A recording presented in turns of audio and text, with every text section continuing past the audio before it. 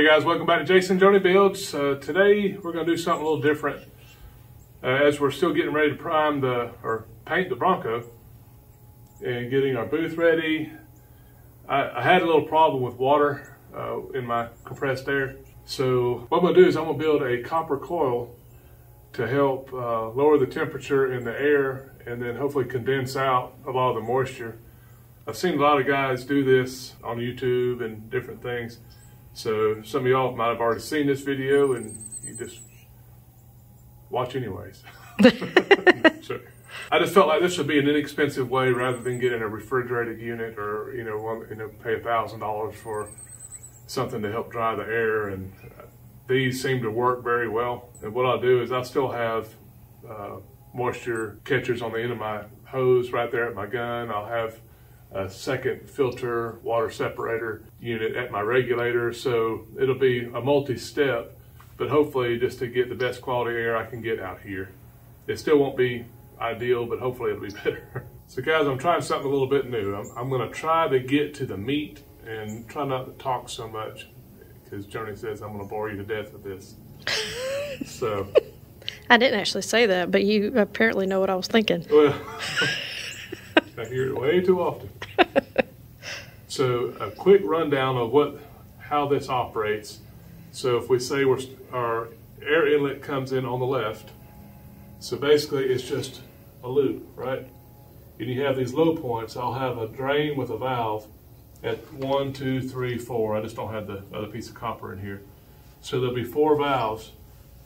And actually what we should see is if it's condensing out right, you'll probably start seeing more water towards the end than you will up front. You're still going to get water in your tank, in your air compressor, but what I'm trying to do is get it out of the line that it's sending out, because as your compressor's running, it's generating heat and it's pulling in the moisture from the air. This will hopefully help transfer some of the outside temperature, cool the air down a little bit, and get rid of some of the moisture.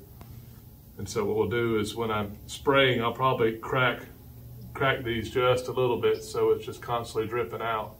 That's the theory behind it. So now we just got to get to work and make it happen. So once again, just give you a little better idea of what this is going to look like.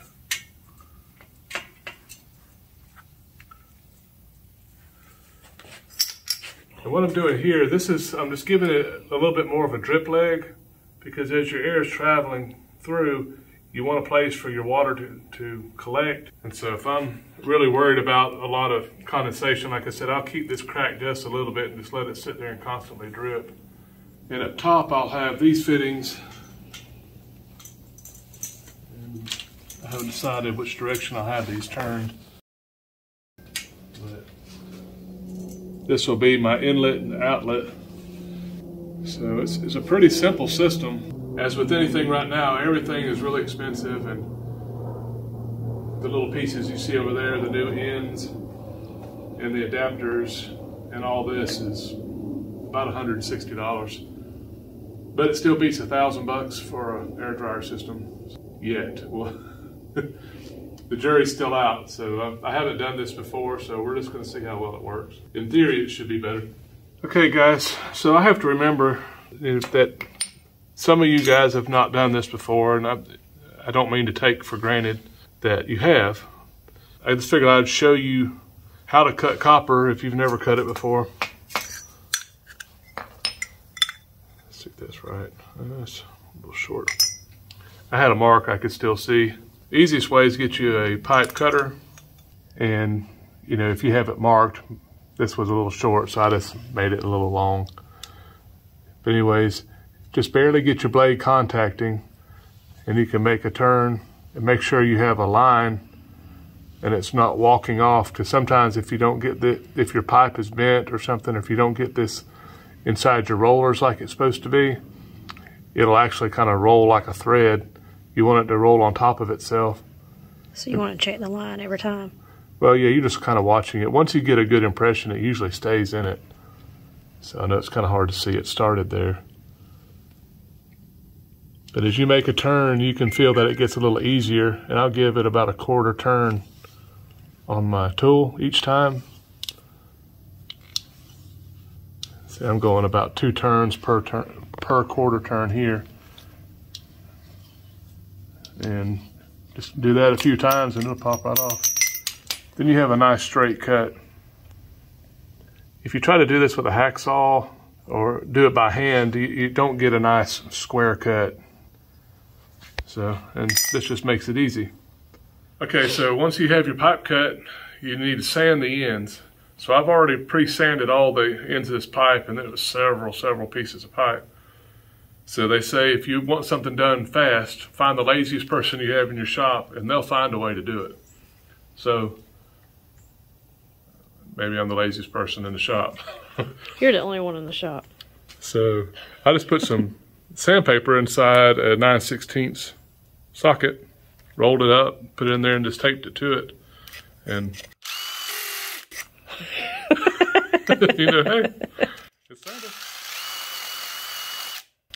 So, and that's what you want. You want to be able to sand your copper good so you'll get a good solder joint.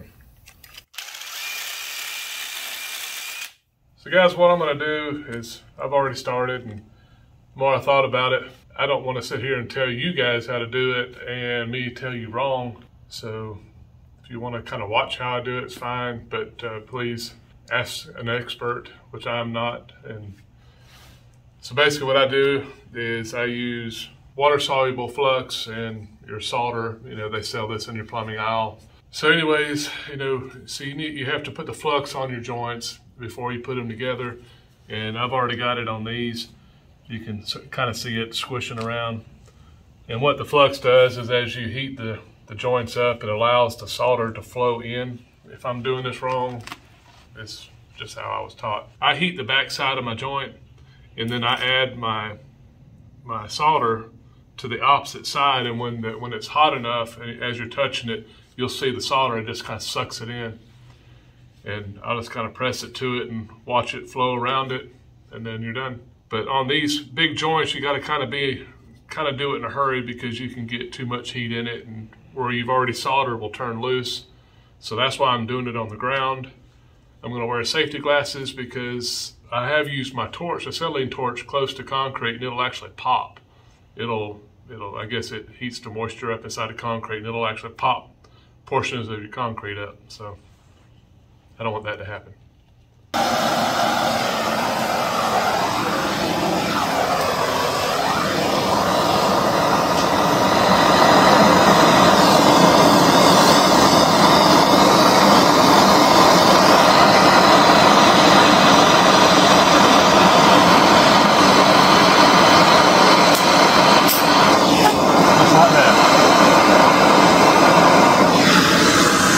Concrete that got me. It's funny, I just talked about that.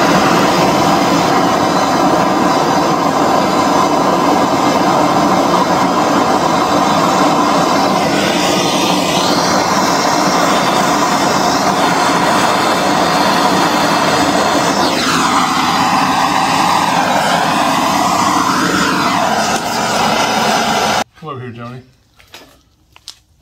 Before I move it. Talking about the concrete popping, that right there. That's what just popped up and hit me in the face. So I should know better. Well, I did know better, and I did it anyways.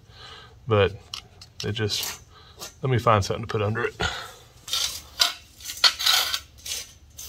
All right, so this is what I've been doing. I just take a little flux. You can get a little brush it on if you want. I don't have one around here, so this is what I'm doing. So that's that one. That one. Well, you can see I had a little piece of 3/16 plate I had over there, so I'll just do my welding or my soldering on top of it. So try to avoid that concrete from popping me in the face again. So that was pretty good timing, though. I couldn't have planned that. I don't want to plan me getting hurt, but to sit there and be talking about it, doing that, and then do it. I guess I didn't think that was going to be as hot as that acetylene.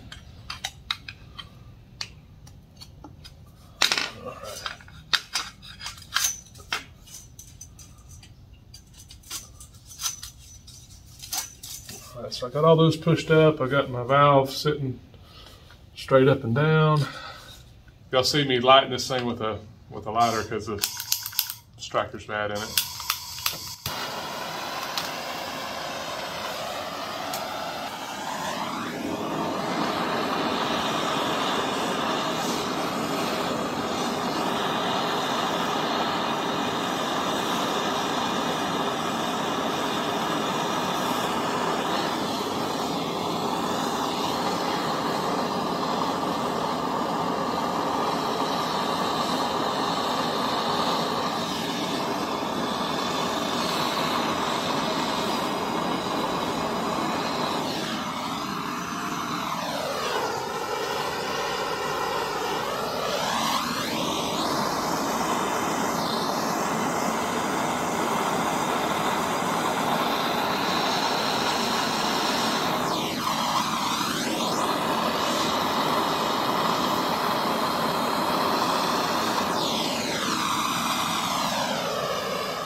Okay, so what I'm gonna do now, just to get these placed, I bought these tubing clips, and these are kind of handy.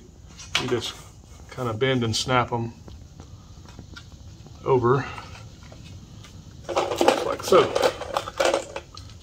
I'll get some screws.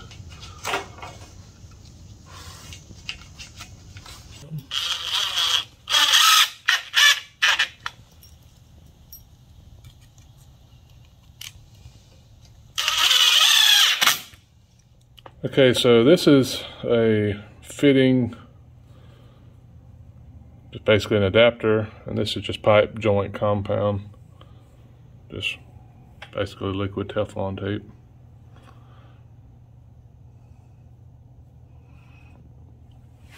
I'll put in one end, like so. Let's see, this is the exit. So that one will go on.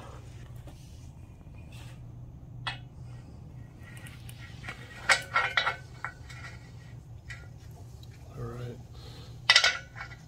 So this is our inlet to our air dryer. So we'll come from our air compressor into this. It'll run through. We'll come out of here.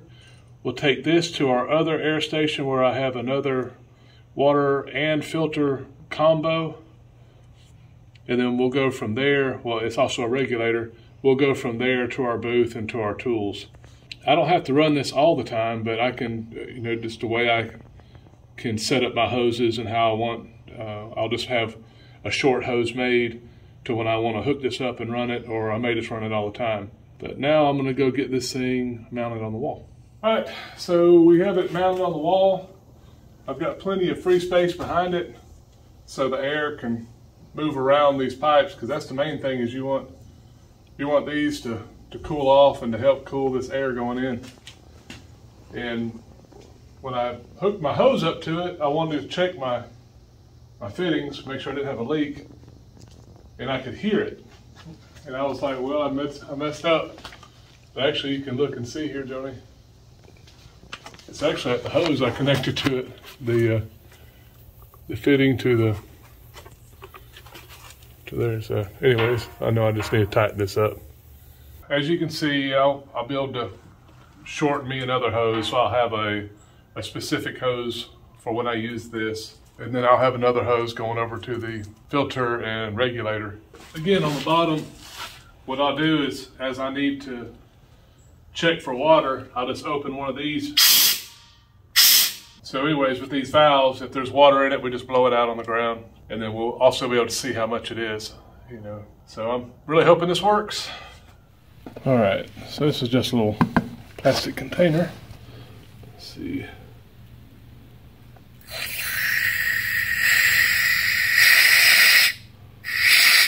Well, some. I don't know if you can see it in there.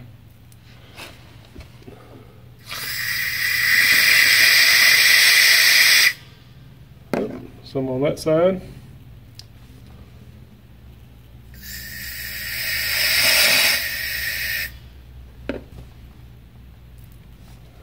last one.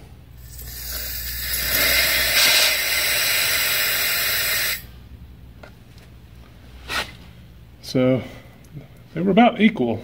All of them had about the same amount of water in them. Stay tuned. I'll let you guys know within the next few weeks how it's doing before you fabricate one yourself. I don't want to lead you guys astray. You know, in theory, the mechanics works, the idea, but whether I've got my lengths right, I don't think I ever told you guys. This is 5 foot lengths. Now, why 5 foot? Because this is what Home Depot had out there for sale. So I bought 9 5-foot lengths of pipe. One of them was used for the intermediate sections and the drip legs.